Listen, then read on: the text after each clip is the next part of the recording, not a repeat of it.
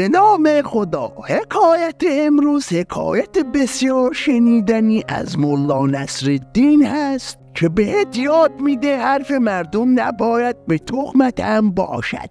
بریم ببینیم و بشنویم که چه اتفاقاتی قرار بیفته. روزی ملا نصرالدین با پسرش میخواست به سفری برود که از 4 تا روستا باید عبور میکردند تا به مقصد خود برسند. ملا سوار خرش شد و پسرش پیاده در کنار آنها به راه افتاد. به اولین روستا که رسیدند به چند نفر برخورد کردند که پسر ملا را با انگشت نشان داده و می گفتند این مرد خجالت نمی کشد خودش سوار خر شده و پسر کوچکش پیاده می رود. پس از این حرف پسر سوار خر شد و ملا پیاده همراه آنها به راه افتاد تا به روستای دوم رسیدند. یک گروه بیکار از مردمان که در ورودی روستا جمع شده بودند گفتند پیرمردی با این سن و سال پیاده و بچه فسکلی سوار خر است، پس احترام بزرگتر چه؟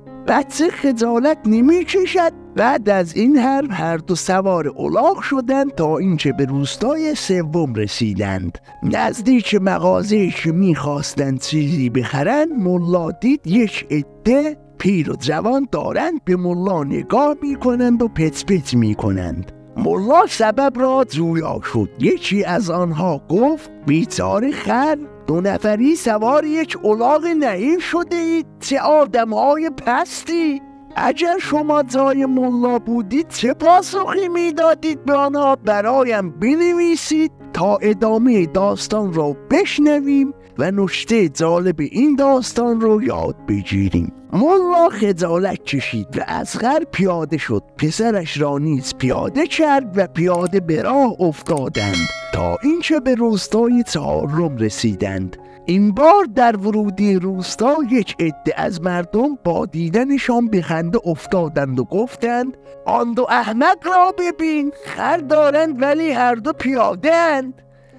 ملا نصرالدین که این بار دیگر عصبانی شده بود در نیمه راه که کمی از روستا گذشته بودند خرش را به رودخانه خروشان که آنجا بود انداخت و گفت دیگر نمیخواهم حداقل وقتی به مقصد رسیدیم مردم چیزی راجع به ما بگویند. ملا و پسرش رفتند تا اینکه به مقصد رسیدند. ملا که پیش خود فکر می‌کرد مردم این بار چیزی برای گفتن ندارند، دید یک عده مسخره کنان دارند برای ملا و پسرش میخندند.